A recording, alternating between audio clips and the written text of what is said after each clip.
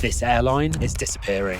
For decades, South Korea was a one-airline country. Korean Air dominated everything. Until 1988, when a new Korean airline arose. Its name, Asiana Airlines. And now history is repeating itself because 38 years later, there is a merger and the two airlines are going to become one under the Korean Air banner. We'll start with Asiana Airlines. Asiana Airlines. Korean Air has completed its acquisition of Asiana Airlines. And that means one of Asia's most well-known airlines is heading for the exit. So this is our last chance to fly Asiana Airlines. We had to do this now. So today, we're going to fly on Asiana on the Airbus A350 from here, Seoul Incheon Airport, all the way to Budapest to find out why is this airline disappearing and what does it mean for passengers once the merger happens. But before we answer those questions, we need to review this airline from seat, food, amenities, and the all-important call bell challenge. My job today is to find out if that business class experience, which I've actually done before, is still brilliant. And is economy actually any good? Let's find out.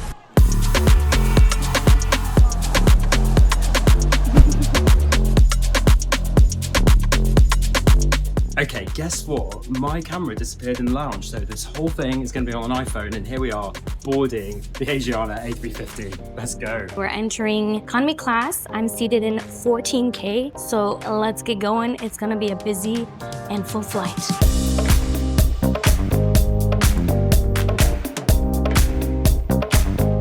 Well, here we are on board the Asiana A350 in the business class cabin. Now, this cabin is arranged in a 1-2-1 configuration. I'm sat in seat 4K in the window. On coming into the cabin, I saw blues and beiges, very muted, calm tones, but very chic. All the seats are staggered, so if you're in a window seat, I'd recommend the even numbered rows because they're closer to the window with the console in the aisle, so it feels a lot more private. These seats don't have any doors on them, but they do feel private when you're here by the window. The center seats are also arranged differently with even row pairs in the middle slightly apart, whereas the odd number rows are little buddy seats right together, so they're better if you're in a pair.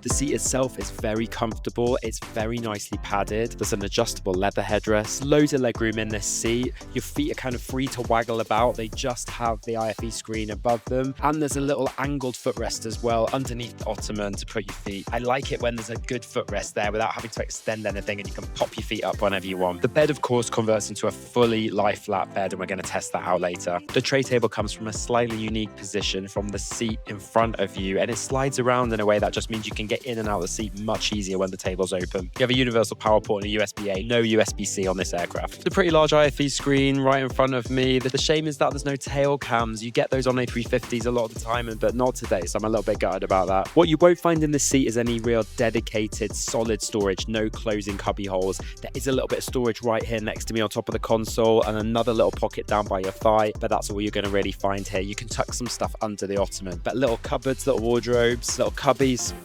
none of that. Okay, so my first impressions of the cabin is that it is pretty clean and well kept. I'm in seat 14K, which is in front of the economy cabin, and it does feel quite spacious. You do have to pay extra for it, but I think that if you're gonna fly economy long haul on this flight, it is worth it. Now, on paper, this is classic Asiana economy. You're getting about 32 inches of pitch and 18 inches in width, but if you choose the extra legroom seat, you're getting about 36 inches, and that's slightly above average for long haul economy. This cabin is configured in a 3x3x3 configuration. It also feels very spacious, even though there's an overhead compartment above the middle row. Usually A350s without the overhead compartment on the middle row feel more spacious. This actually feels airy. It doesn't feel as cramped. It doesn't feel like you're packed in like sardines. So appearance-wise, I do like the blues, but I will say this cloth material that makes the economy seats are pretty dated. You're also getting a solid IFE screen, but I will say it looks like it's from the 80s or the 90s, and it doesn't have that many options available for entertainment. I feel like with the Korean Air merger, they will have updated IFE screens, so one benefit of it is you will be getting better in-flight entertainment. But you will also have a USB port, a headphone jack, and an international power outlet. This recline is insane. And it goes so back that people behind you and in front of you get a little disturbed. So definitely warn your seat partners when you're going to recline. This headrest does stay in place, and that's super important for a long haul flight. The tray table in front of me is pretty standard, but I will say that it did have a little bit of a kink when it came to pushing it in. You could tell that the tray table was old. It was a little rusty. This isn't just a normal economy review. What makes this interesting right now is how it compares to Korean Air, because that's what it's all going to be turning into.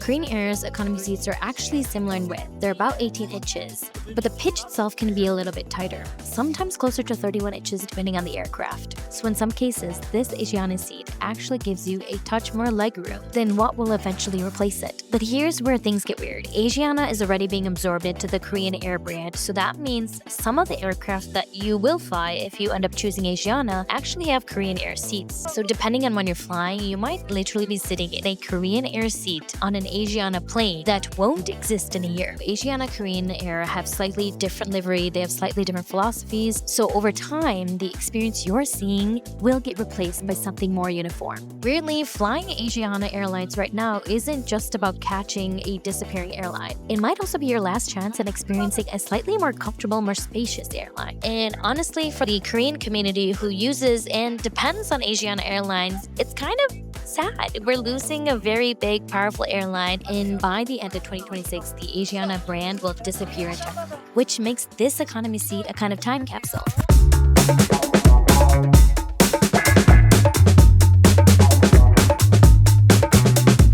So this flight comes with headphones, a blanket, some slippers, and a toothbrush. One thing I will say is that the IFE is so dated that there's only 14 options in the Hollywood selection. I'm having a really hard time hearing the audio of the movies itself, so wish they fixed that. And hopefully with the Korean Air merger that changes, we shall see. There's a healthy supply of amenities. This pouch from Aina, I'm not sure exactly how you say it. You have inside there the usual bits and pieces, skincare, toothbrush, toothpaste, eye mask. What I love in addition, which you don't always get, but the Asianaairlines are good at this, is slippers. Good, solid slippers that you can wear around the aircraft. Pillow and a blanket. The pillow is kind of on the smaller side, but still very luxurious. The blanket feels lovely. They are soft and nice. I've gone for the Asian meal option today, and we're kicking off with a really beautiful looking starter. They're calling it Korean assorted seafood, so I guess I'm just gonna have to give this one a go and see how it tastes. My fear was that it was going to be fishy. It's not fishy at all. It was delicious, fresh seafood flavors, a crunchy, fresh salad, lovely, sweet, strong onions in there too. It's a really strong start. One thing to note is if you go for the Korean option, you don't get any of the Western little side bits. Like the person next to me is getting served bread rolls. There's no bread rolls for you. Interestingly, most of the Koreans I can see around me have gone for the Western option. I have an incredibly impressive plate of food in front of me. The local food is usually the way to go when you're flying an airline like this. And this is the beef sambap, a very traditional dish. They say this has been served on Asiana since 2005. It looks really pretty. It's a big bowl of fresh leaves, rice, marinated beef rib, kimchi, soup, various different dips. And the idea is that you use the fresh leaves to wrap up the beef like a little present. Kimchi, delicious. The beef itself, soft, tender, really flavorful. The leaves are super fresh, and I love that you get a variety of different types. The bean paste is spicy, flavoursome too. Western palate, you get a bit lost in it all and a bit confused. This is just stunning. Anybody would love this, even if you weren't used to Korean food. Okay, so now for the food. And the soft product food and service is still where they really shine. I received my Muslim meal within an hour of us departing, and it looks pretty good, looks pretty hot. For the menu options, I think they had an option of steak and chicken, but I opted for the Muslim meal, so I got the lamb dish. Looks pretty good. I'm gonna give it a go because I'm hungry. Got sprayed everywhere. And that's pretty good. I've never flown Korean Air, but I am intrigued to see like how the meals compare from Asiana, because people rave about the meals on Asiana Airlines. I will say that I was pretty impressed that they still use silverware in economy. There's also a shrimp and chickpea salad. I'm not the biggest fan of that one, but it just tastes very vegetable-y. There's not much flavor, I would say. The way that's seasoned is so incredible. It's so good. And that was delicious. I wasn't expecting that. That was so good. Holy moly. We've just got this gorgeous fruit plate. That's the dessert for the Korean option. I think the Western menu got cheese. I'd much rather this. Crunchy, crunchy. Fresh and delicious. The perfect way to round off a meal like this.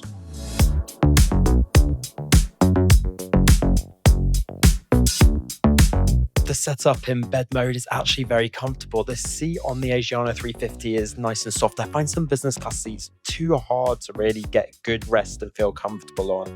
I'm a little surprised that there's no mattress topper. That's becoming more normal now. But because the seat is so soft, it doesn't matter too much. The pillow's a little bit small, the blanket a little bit thin, but both do feel luxurious, which is nice. All in all, I feel like I'm set up well for a good rest, and I'm going to need it because these few days in Seoul have been heavy.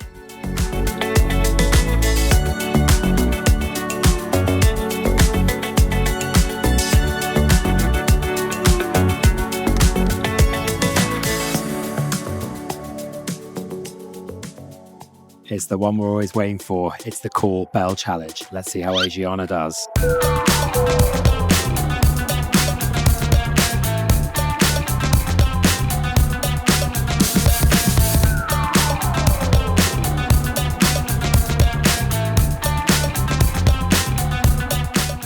Nice and quick for the Asiana crew today.